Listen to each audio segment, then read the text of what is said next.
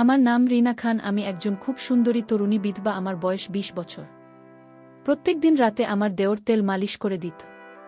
তারপর একদিন আমার পায়ে তেল মালিশ করতে করতে ও আমার সঙ্গে যা করেছিল সেটা শুনে আপনারা অবাক হয়ে যাবেন। আমার বয়স যখন ১৭ বছর তখন আমার বাবা মা আমাকে বিয়ে দিয়েছিল।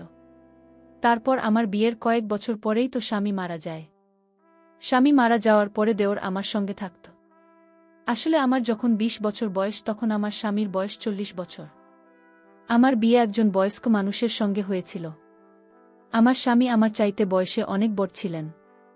আমি যেহেতু গরিব পরিবার থেকে এসেছিলাম, তাই আমার বাবা মা ভেবেছিল আমার স্বামীর বয়স অনেক বেশি হলেও সে অনেক সম্পত্তির মালিক। তাই আমার বাবা মা আমার স্বামীর বয়স না দেখে ওর সম্পত্তি দেখে আমার সঙ্গে তার বিয়ে দিয়ে দিয়েছিলেন। কিন্তু বিয়ের পরে স্বামীর সঙ্গে কয়েক বছর থাকার পর এই তো আমার স্বামী একদিন হঠাৎ করে মারা যায়। এবং আমার স্বামীর মৃত্যুর কারণটা ছিল তার কিডনি ২টা নষ্ট হওয়া, এমনকি সে তার বন্ধুবান্ধবদের সঙ্গে নিয়ে বাড়ির বাইরে সারা রাত ঘুরে বেড়াত। আমি তো বাড়িতে সারাদিন থেকে নিজের কর্তব্য পালন করতাম। অনেক সময় মনে হতো আমার স্বামী যখন আমার প্রতি কোনো সহনশীলতা বা চাহিদা নেই, তাহলে কেন আমাকে বিয়ে করেছিল? আসলে বিয়ের পরে স্বামী কোনোদিন ভালোবেসে আমার সঙ্গে দুই একটা কথাও বলেনি। বিয়ের প্রথম দিনই তো সে আমাকে একটাই কথা বলেছিল যে, দেখো রিনা, তোমার যত টাকার প্রয়োজন হবে তুমি আলমারির ভেতর থেকে নিয়ে নেবে এবং তোমার বাইরে থেকে কোনো জিনিসের প্রয়োজন হলে আমাদের বাড়ির চাকর আমিনকে আনতে স্বামীদের, কিন্তু তুমি নিজের বাড়ির বাইরে যাবে না। আর একটা কথা মনে রাখবে, আমার কাজে কিন্তু কোনোদিনও বাধা দিতে আসবে না, যে আমি কখনো বাড়ির বাইরে যাচ্ছি এবং আমি কখন বাড়িতে ফিরে আসছি। এটা সম্পূর্ণ আমার ব্যক্তিগত ব্যাপার। ওই সময় আমার বয়স যেহেতু কম ছিল, তাই আমি স্বামীর কথার মানে কতটা বুঝতে পারিনি যে সে তো শুধুমাত্র আমার সঙ্গে বিয়ে করে একটা দায়িত্ব পালন করেছিল, কিন্তু আমার স্বামীর তো সংসারের প্রতি কোনো মনোযোগ ছিল না। এমন নয় যে স্বামী আমার সঙ্গে কথা বলতো না, সে আমার সঙ্গে তার প্রয়োজনমাফিক কথা বলত। কিন্তু আমি তার অর্ধাঙ্গিনী হয়ে গিয়ে তার কাছ থেকে ভালোবাসা পাওয়ার আশা করেছিলাম। সেটা কখনোই পাইনি এবং ধীরে ধীরে যখন আমি এই জিনিসটা বুঝতে পারি, তখন আমি নিজের বাবা মায়ের সঙ্গে এ ব্যাপারে আলোচনা করেছিলাম যে আমি টাকা পয়সার সুখ তো পেয়েছি, কিন্তু স্বামীর ভালোবাসার সুখ কোনো দিন পাইনি। আমার কথা শুনে বাবা মা আমাকে বলে, দেখ মা, স্বামীর ভালোবাসার থেকেও সব চাইতে মূল্যবান হচ্ছে টাকা। কারণ তুই এখানে থেকে দেখেছিস যে আমাদের বাড়িতে কত অভাব ছিল। এতটাই অভাব ছিল যে আমি তোদের কোনোদিন দুবেলা পেট ভরে ভালো করে খাওয়াতে পারিনি। কিন্তু তোর যেখানে বিয়ে দিয়েছি সেখানে অন্ততপক্ষে টাকা পয়সা সত্য আছে, এবং তোর ঘরে বিয়ে দিয়েছি বলে আজ আমরা পেট ভরে দুবেলা খাবার খেতে পারছি। তাই এগুলো সামান্য ছোটখাটো ব্যাপার নিয়ে একদম মন খারাপ করবে না। আমার বাবা মা তো এসব কথা বলে আমাকে বুঝিয়ে শ্বশুরবাড়িতে পাঠিয়ে দিত। কিন্তু আমার বাবা মা কোনোদিন আমার মনের অবস্থাটা বুঝতে পারেনি যে টাকা পয়সা থাকলে তো ভালো মন্দ জিনিস কিনে পেট ভরে খাওয়া হবে, কিন্তু টাকা পয়সা দিয়ে তো কখনো ভালোবাসা পাওয়া যায় না। আসলে আমার স্বামী আমাদের বিয়ের পরে কিন্তু আমার গরিব বাবা মাকে প্রতি মাসে টাকা পয়সা দিয়ে সাহায্য করত, এবং এটার জন্য আমি খুব খুশি ছিলাম যে আমার স্বামী অন্ততপক্ষে আমার গরিব বাবা মায়ের ব্যাপারে তো এতটা ভাবে।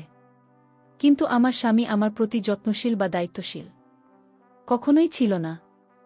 এইভাবেই আমার জীবনটা চলছিল। আমি ঘরে থেকে আমার দায়িত্ব পালন করতাম, আর আমার স্বামী প্রত্যেক দিন নিজের বন্ধুবান্ধবদের সঙ্গে আড্ডা দিত। এইভাবে কয়েকটা বছর কেটে যাওয়ার পরে যখন আমার স্বামী হঠাৎ করে মারা যায়, তখন আমি কিন্তু সম্পূর্ণভাবে একা হয়ে পড়ি, এবং আমাকে ওই অবস্থায় দেখে আমার দেওর আর বিদেশে যায়নি। আসলে আমার দেওর ছোট থেকেই বাইরে পড়াশোনা করত। কারণ আমার স্বামী খুব ভালো করেই জানেন যে তার ভাই যদি তার কাছে থাকে তাহলে সেও কিন্তু তার মতোই হয়ে যাবে। তাই আমার বোন নিজের ভাইয়ের ভালো ভবিষ্যতের কথা ভেবে তাকে বাইরে রেখেছিল। আর আমার শ্বশুর শাশুড়ি তো অনেক আগেই মারা গিয়েছিল। এদিকে আমার দেওরের বয়স ১৫ বছর হলেও তাকে দেখে তো মনে হতো না যে সে একজন ১৫ বছরের ছেলে। স্বামী মারা যাওয়ার পরে আমি অনেক বেশি খামখেয়ালি হয়ে পড়েছিলাম। আমার তো কারো সঙ্গে কথা স্বামীকেও ভাল লাগত না। যতই হোক না কেন, একটা বিধবা মহিলা, একটা মহিলার মধ্যে অনেকটা পার্থক্য রয়েছে। তারপর স্বামীর মারা যাওয়ার পরে বেশ কিছুদিন পর্যন্ত আমাদের বাড়িতে স্বামীর আত্মীয় স্বজনেরা ছিল। ওই সময় তো নিজের মনের কষ্টটা কান্নার মাধ্যমে তাদের সামনে প্রকাশ করে নিজেকে একটু হালকা করতাম। কিন্তু আমাদের বাড়ি থেকে আত্মীয় স্বজনদের চলে যাওয়ার পরে আমি আরও বেশি ভেঙে পড়েছিলাম। তখন অত বড় বাড়িটা দেখে মনে হতো এ বাড়িটা যেন আমাকে খেতে আসছে। আমার স্বামী আমাকে ভালো না বাসলেও তার সঙ্গে থাকার একটা অভ্যাস পরিণত হয়েছিল আমার। আমাদের বাড়ি থেকে যখন আপনিও স্বজনেরা চলে যায় তারপরে সেদিন সন্ধেবেলায় আমি যখন একটা সাদা ধবধবে শাড়ি পরে নিজের ঘরের জানালায় একটা কোণায় বসে বাইরের দিকে তাকিয়েছিলাম, তখন আমার দেওর হঠাৎ করে দরজায় আওয়াজ দিয়ে জিজ্ঞেস করল ভাবে ঘরের ভিতরে আসতে পারি। দেওরের আওয়াজ পেয়ে আমি নিজের চোখ থেকে গড়িয়ে পড়া চোখের জল মুছে তার দিকে তাকিয়েছিলাম। হ্যাঁ, ভেতরে আসতে পারো। আমার ঘরের ভেতরে এসে আমার ঘাটে বস। ভাবি, আমি জানি এই সময় তুমি নিজেকে খুব একা মনে করছো, কিন্তু তুমি চিন্তা করো না, আমি তোমাকে এই অবস্থায় ছেড়ে দিয়ে কোথাও যাব না। আমি সিদ্ধান্ত নিয়েছি যে আমি নিজের বাকি পড়াশোনায় বাড়িতে থেকে কমপ্লিট করব। দেওয়ার কথা শুনে আমি খুব খুশি হয়েছিলাম, এটা ভেবে যে যাক কেউ আছে যে আমার ব্যাপারে ভাবতে পারে। এমনকি প্রত্যেক দিন সকালে আমার ঘুম থেকে ওঠার আগেই দেওর আমার ঘরে আসত আমাকে দেখার জন্য যে আমি ঠিক আছি কিনা। এমনকি সে মাঝে মধ্যে আমার জন্য সকাল সকাল চা করে নিয়ে আসত। এমনকি সে যখন ফ্রি থাকত তখন আমার সঙ্গে বসে ঘন্টার পর ঘন্টা গল্প করত, আমাকে হাসানোর চেষ্টা করত। শুধু তাই নয়, যখন আমি অনেক বেশি চিন্তা করতাম তখন আমার মাথায় ব্যথা হলে সে আমার মাথাও মালিশ করে দিত, আমিও দিতাম। এমন নয় যে আমি তাকে বাধা দিতাম না, আমি তাকে বাধা দিতাম। তখন সে আমাকে বলতো, ভাবি, তোমার উপরে আমার কোনো অধিকার নেই, আমি কি তোমার একটুখানি সেবা যত্ন করতে পারি না? তখন তার মায়া ভরা কথাগুলো শুনে আমি আর তাকে বাধা দিতে পারতাম না।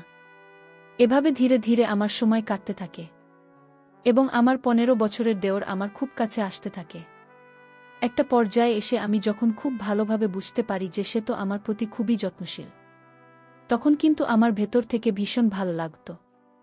কারণ আমি তো এক সময় ভালোবাসাগুলি স্বামীর কাছে পাওয়ার আশা করেছিলাম। এইভাবে ধীরে ধীরে দেওরের সঙ্গে যত দিন কাটছিল ততই আমি তাকে মনে মনে পছন্দ করতে শুরু করেছিলাম এবং একটা পর্যায়ে আমার মনটা যে এভাবে ভেঙে যাবে সেটা আমি কিন্তু কল্পনাও করতে পারিনি। আসলে দোষটা তো আমারই ছিল। আমি একটিবারও এটা ভেবে দেখিনি যে ওর তো আমার চাইতে বয়সে ছোট ছিল, কিন্তু আমি তো তার থেকে বড় ছিলাম। তাহলে আমি কি করে এত বড় ভুল কাজ করতে পেরেছিলাম? দেওর আমার প্রতি ভালোবাসা, শ্রদ্ধা ও যত্ন, এটা কি অন্যরকম ভালোবাসা ছিল, নাকি সে আমাকে সত্যিই তার দাদার বিধবা মনে করে আমার খেয়াল রাখত? আমি তো সেটাই বুঝতে পারিনি যে ও যখন আমার খাওয়া দাওয়া থেকে শুরু করে আমার শরীরের খেয়াল রাখা পর্যন্ত যত্ন করত, তখন তো আমি তাকে অন্যরকমভাবে দেখতে শুরু করেছিলাম এবং তার প্রতি আমার মনের আশা আরও বেশি বাড়তে থাকে। স্বামী মারা যাওয়ার পরে দুশ্চিন্তার কারণে আমাকে প্রত্যেক দিন ওষুধ খেতে হতো এবং সে ওষুধটাও আমার দেওর আমাকে হাতে ধরে খাইয়ে দিত, আর প্রতিটা মুহূর্তে আমাকে অজানা কষ্ট দিত। দেওর বলতো, তুমি নিজের শরীরের খেয়াল রাখো, যদি ঠিকঠাকভাবে খাওয়া দাওয়া না করবে তাহলে তোমার শরীরটা আরও বেশি ভেঙে পড়বে, এবং দাদাকে তো আমি হারিয়ে ফেলেছি, তাই আমি তোমাকে কোনোমতে হারাতে চাই না।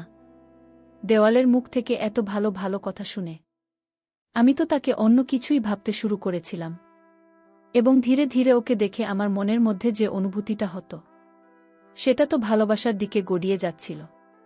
ধীরে ধীরে আমি তাকে ভালোবাসতে শুরু করেছিলাম। এমনকি এইভাবে প্রায় 3-4 মাস কেটে যাওয়ার পরে আমি নিজেকে আমার 15 বছরের দেওয়ার জন্য আবার নতুন করে সাজাতে শুরু করেছিলাম। আসলে আমার স্বামী তো আগে কোনোদিন আমার প্রতি এতটা ভালোবাসা ও যত্ন শ্রদ্ধা দেখায়নি, তাই দেওরের কাছে এত বেশি যত্ন পেয়ে আমি তাকে মনে মনে অনেক বেশি ভালোবাসতে শুরু করে দিয়েছিলাম।